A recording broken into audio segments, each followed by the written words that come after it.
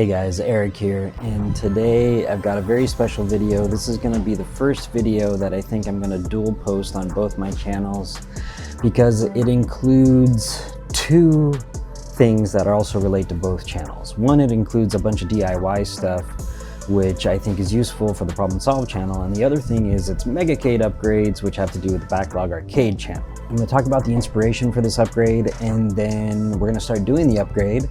And at the end, hopefully I'll be able to show you the results, and hopefully they will be pretty cool. So let's go ahead and get started.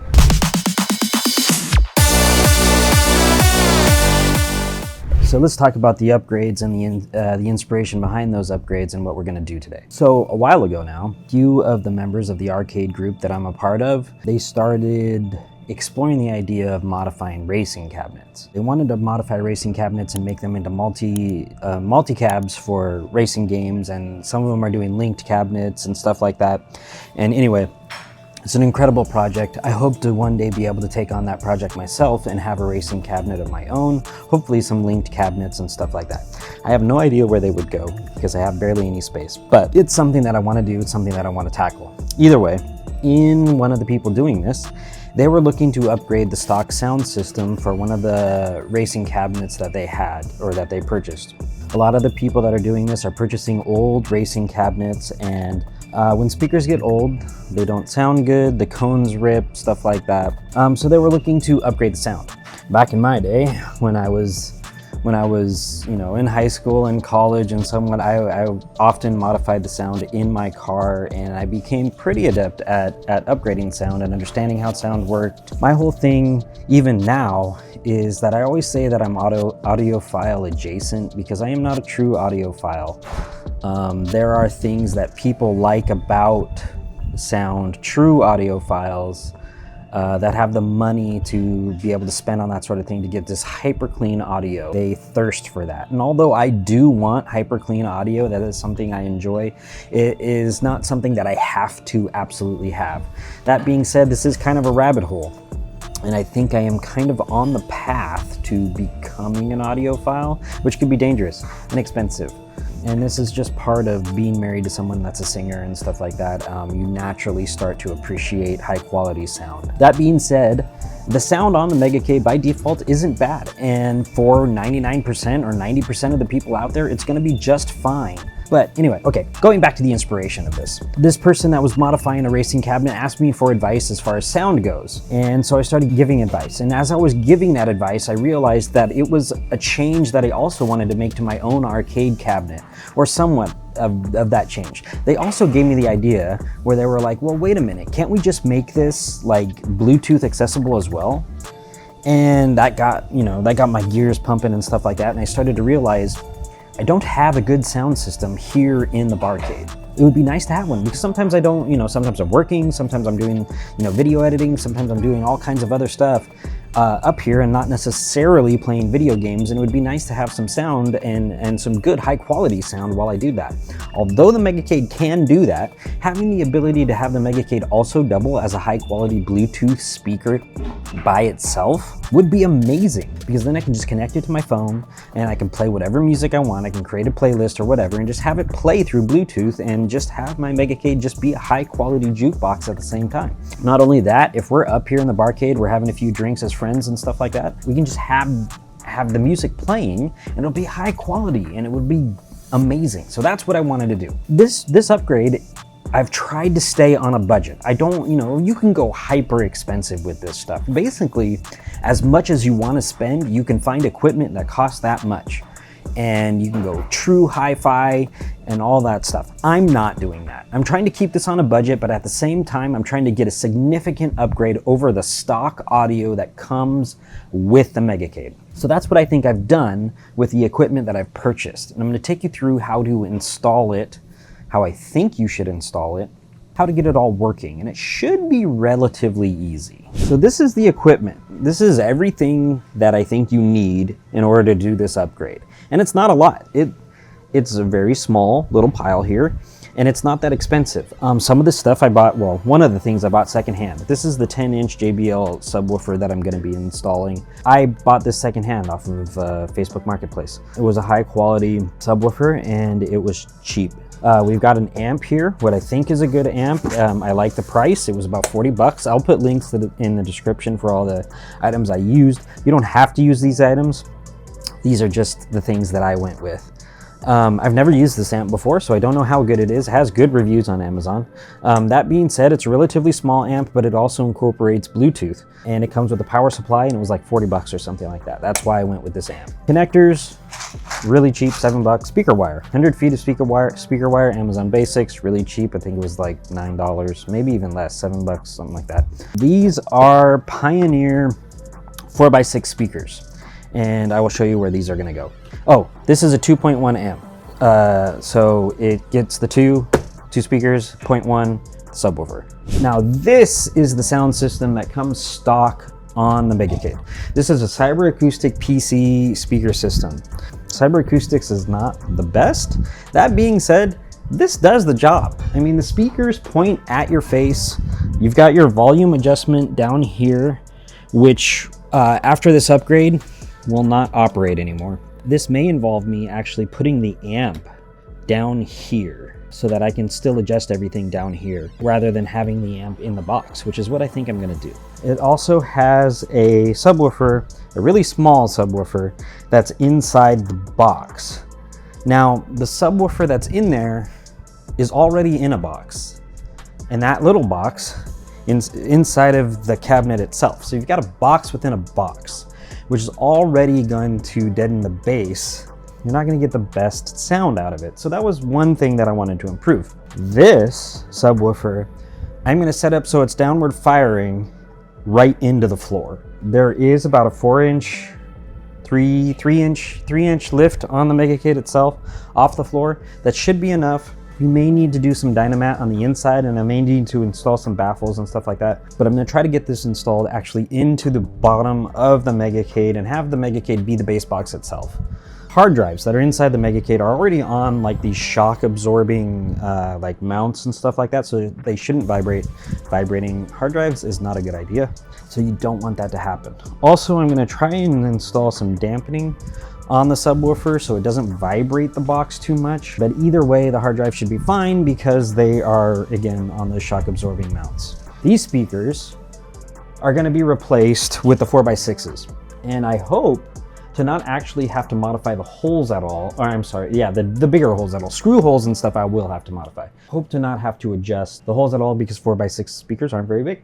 However, the speakers I have are two-way speakers and they are much higher quality than the Cyber Acoustics here. Plus, we're going to be pushing and powering everything with the amp, so we should get a significant sound boost, as well as that 10-inch subwoofer downward firing directly into the floor should increase the audio output of the Megacade itself for all the video games, as well as all the music that we're going to be pushing through there a lot. We're going to have to cut some holes. We're going to have to cut a significant hole in the base of the Megacade, and we're going to have to add some connectors to some speaker wire and get everything wired up. But that being said, this modification shouldn't be very difficult, and it should be fun to do, and the results should be amazing. So we're gonna get started doing that, and that involves moving the Megacade out from the wall, which is always hard because it weighs like 500 pounds.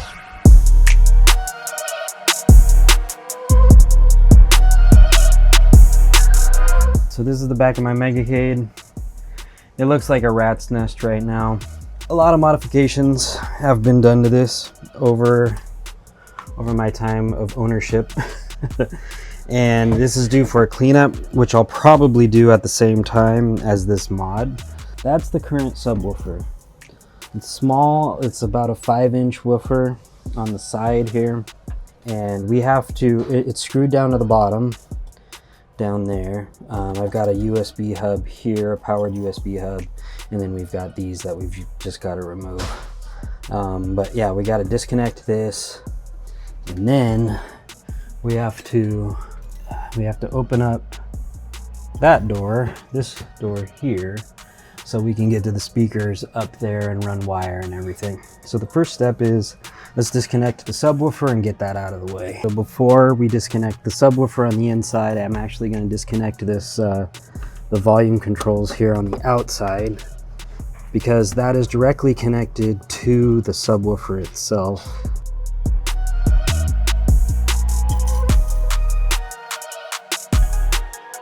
So we've removed the subwoofer. This is the subwoofer here that's in the Megacade, comes stock in the Megacade. As you can see, it's just a little Cyber Acoustics. Here's the port. Here's the subwoofer itself on the side. It's a little 5-inch little woofer. Perfect for a desktop PC system and stuff. Not the best for a Megacade, but as I said, for a lot of people, this is enough. A couple things I discovered about removing this. As you can see, I cut this wire.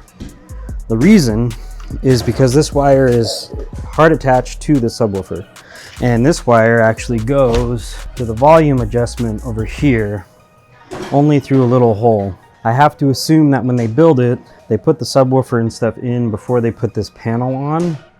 Otherwise it wouldn't fit. Here's the other end of that cable that goes directly into the subwoofer so that it can control the volume. So another thing I discovered is that the speakers at the top are actually connected to a extension cord.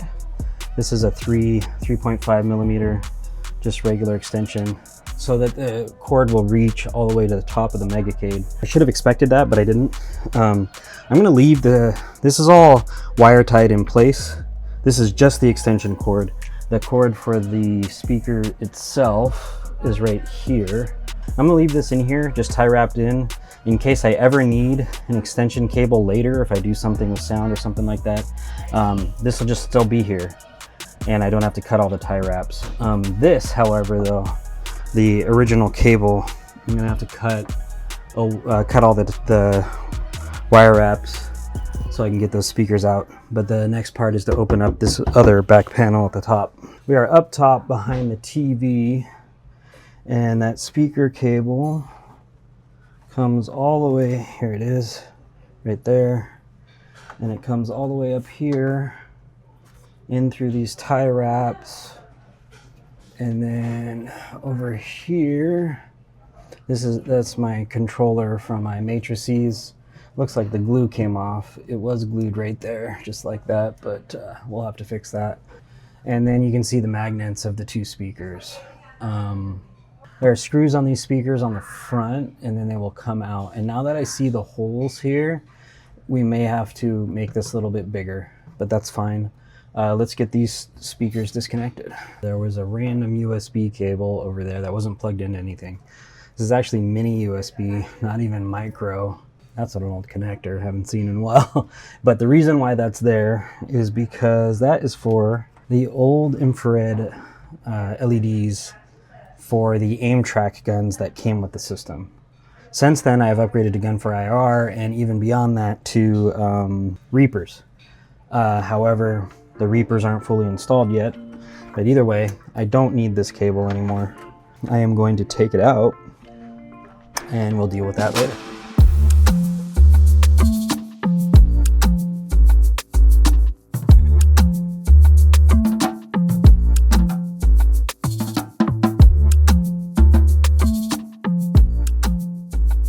So pretty cool thing about these speakers and how Dave installs them actually is these came in a housing, likely a housing that just sits on your desk because these are just PC speakers, and Dave actually removes them from the housing and puts them on the Megacade, and they don't look bad. They don't sound bad either.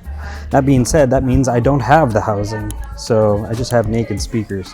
So if I wanted this to be a functioning set of speakers to be used on a PC or whatever, I would have to build boxes for these, or a box. So yeah, cool but annoying. So now we got empty speaker holes, and it's time to check out the new speakers that are going in. So these are the new ones. They're just Pioneer 4x6s. They aren't top of the line by any stretch, but they're cheap, and they should sound good when driven by the amp we got. So I'll show you. 4x6 speakers are not large speakers, but it's enough for our application. They do have a template. This is a template that comes with, this is like not a template, the mounting bracket. This is the speaker itself. So not large compared to what we pulled out. This is what we pulled out, and this is the new speaker. So it's actually smaller, but two-way speakers, tweeter in the middle, woofer on the back. This is the rim that fell out, but there we go. You may not have to enlarge this at all, but I do want it to cover, looks like it'll cover the screw holes for the most part, which should be good. Let's see how it goes in. We will have to make the hole a little bit bigger around the middle so it will sit flush up there and look real good. I like the open speaker look. Some people aren't fans of that. I am a fan of that. So it looks more mechanical, more raw. These are meant to be, these are car speakers, car audio speakers. These are meant to be mounted inside of cars. So basically this would be like this, and it would sandwich the panel in between the two, and that's how you would install it. This is a 3/4 inch MDF, so I'm not gonna sandwich anything. What I'm gonna do is, I'm gonna take this speaker and I'm gonna put a bead of industrial adhesive, liquid nails, around this rim. And once I enlarge that, I'm gonna set it in there and it'll be permanently attached. A few reasons why I'm doing this and I'm not using screws. I may back it up with screws, mount it with screws. Actually, I'll probably do that. I'll install screws as well. But why am I doing that? Putting the bead here will allow this to kind of sit on something that's relatively soft and pliable. I know I said liquid nails, which hardens. Maybe I'll use silicone. Silicone backed up with screws. So it's a little bit soft. That way, they won't vibrate and it won't create any vibration. This is all plastic up here. I don't want that to vibrate and create a nasty vibration. I'm going for as clean sound as possible, and that'll create like a gasket to cut down on vibration. So I think that's what we're gonna do. Put a bead of silicone, back it up with screws, and then mount it that way. First thing is I gotta make that hole slightly bigger. And if we go up here, it doesn't quite fit in there, but it doesn't actually need to be enlarged that much for the magnet to fit in there. But to sit it flush, I will need to enlarge it.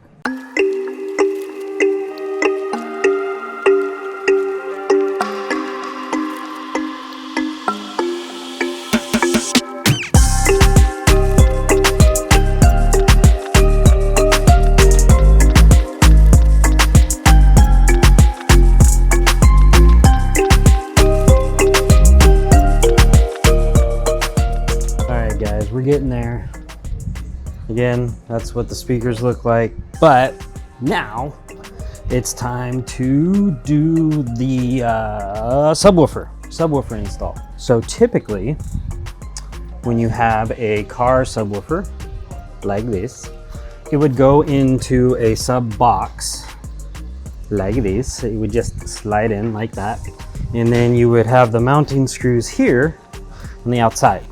Now, the problem with the Megacade is it weighs 500 pounds. If I wanted to install it and have it downward firing like that, I would have to find some way to lift it so I could set it on top of the sub once I cut the hole in the bottom.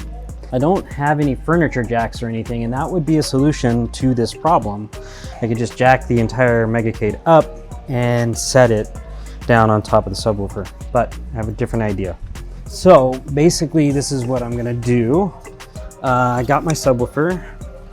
I'm going to jigsaw the hole in the bottom so it is downward firing. I need it to be downward firing. Subwoofers that fire forward are weird, and we're not in a car. So, got a bowl. And the reason I have a bowl is because this bowl happens to match pretty much exactly the inner rim of the subwoofer. I'm gonna trace the bowl, I'm gonna cut out the hole, and I am going to mount the subwoofer inside like this. This is going to be a vibration point, and I need to prevent vibration because vibration on wood with lots of bass sounds like crap. There are a couple ways to do this. The way this is prevented in a car typically is, this is why sub boxes are generally wrapped in carpet to prevent that and to add sound deadening and stuff. So I could actually put like a cutout of carpet first and then have this on top of that. And that might be what I do. The other way that I could do is put this on like a circular gasket and screw it down onto the gasket first. I'm sure I have something that I can use as a gasket. The goal is to create super clean, crisp, bassy, beautiful sound for music and gameplay. So this is my solution. What I do have is an abundance of moving blankets. Side effect of the V-pin stuff. Moving blankets are cheap, they're very dense, but also soft at the same time. So I'm gonna cut a circle out of this, and we're gonna use this as the gasket. I wanna make it smaller. I don't want anything else on top of this other than the subwoofer, because there are computer components in there, and carpet and computer components don't really mix, static and whatnot.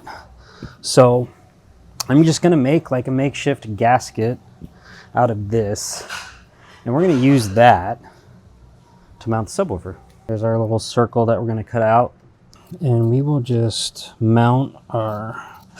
use this to mount our subwoofer or woofer, and hopefully we won't get insane ugly vibration when it's bumping. Boom. Gasket created. I don't know why I'm saying it that way. It's just funny.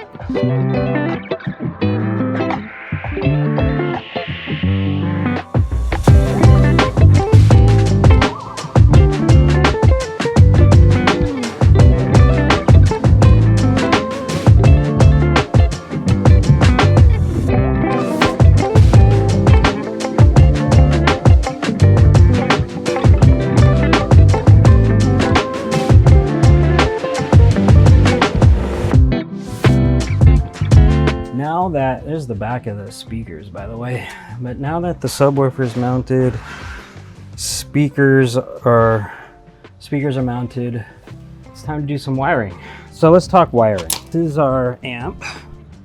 So we've got our speaker channels here at the top, again 2.1 system, and then we've got our sub channels here down at the bottom.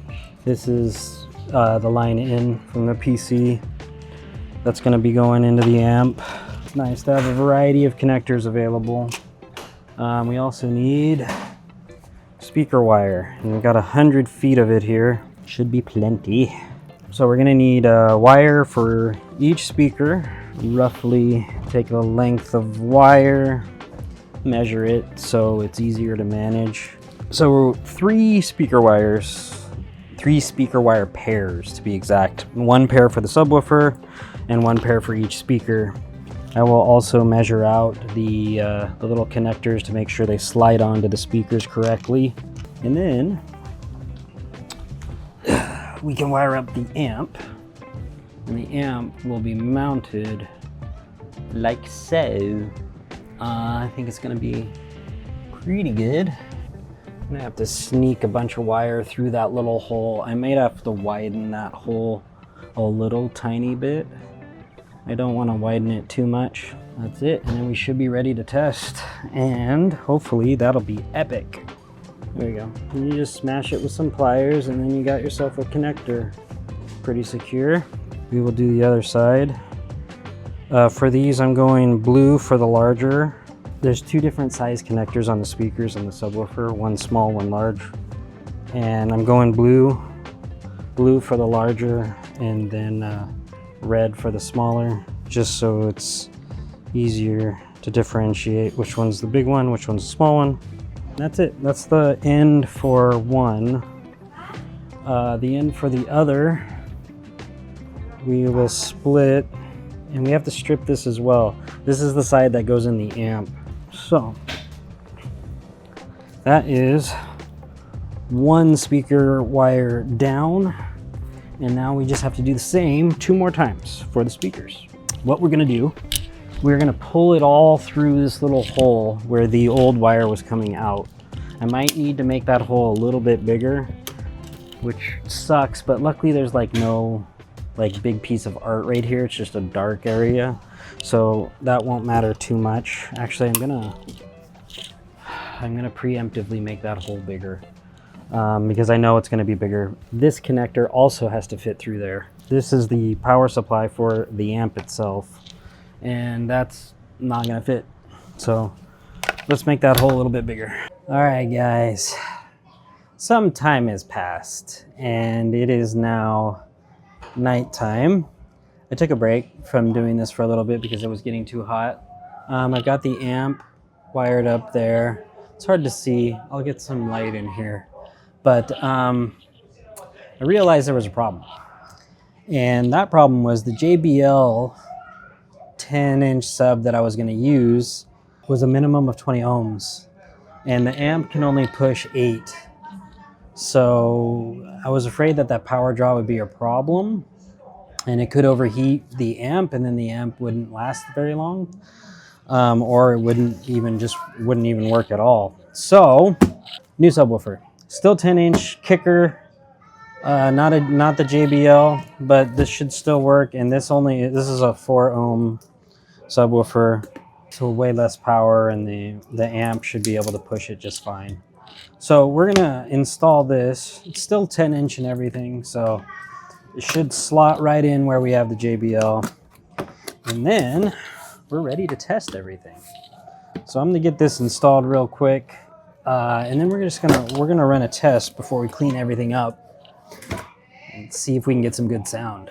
All right, so we're sitting on the floor after our sound upgrade for the Megacade, enjoying some copyright-free lo-fi beats on the new sound system, and I wanted to kind of tie up and finish up this video, and that's what I'm going to do right now. So as you can see, my amp is here. As I've mentioned in the video before, this is right where the volume control was, as you guys saw in the video. The thing that I still have to take care of is the wiring situation that I have right here. I have to plug up this hole here, which is where the old wires came out.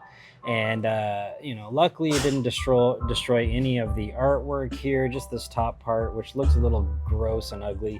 I'll fix that later. I had to drill a bigger hole here just because of the amount of wires that comes out, and I gotta wire manage this a little bit better. But I needed to talk to you guys about a couple things, and those things are this wiring situation right here, because you may run into that with whatever amp you decide to go with. So if you look at the back of my amp here, you will see that this is a 2.1 amp, meaning 2 speakers and 1 subwoofer. Actually, this one has 2 channels for subwoofers down here.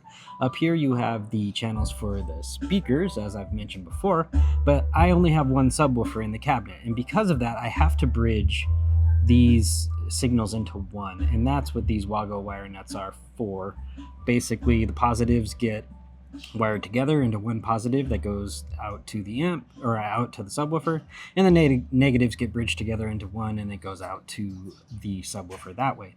If you don't do it this way, you're only getting about half the signal, half the power, and it doesn't sound very good. So you definitely need to do this on this particular amplifier if you decide to go with an amplifier like this. Not every amplifier is like this, and some amplifiers only have a single channel for a sub, and you wouldn't have to worry about any of this. Now, this particular amplifier comes with a built-in crossover inside, which means that it automatically separates my mids, my highs, and my lows are the only signals that are directed to my subwoofer inside my cabinet.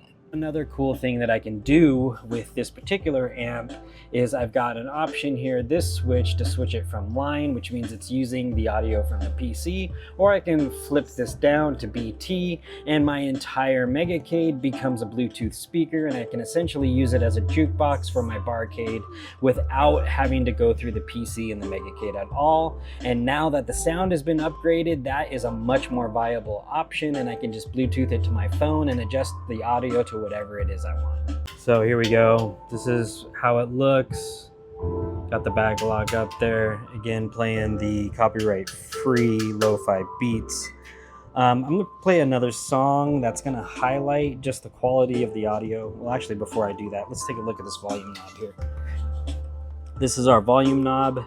I'm not sure if you can see it, but there's a little notch here, and this is the 0, and this is where we're at. So we're just slightly above 1/4 volume, and it's already at the perfect listening volume. And we have a lot to go, a lot more power to go, and I could blow up this entire room with sound if I really, really wanted to really crank it up and get some really clean, loud audio, but I don't need that much, especially right now.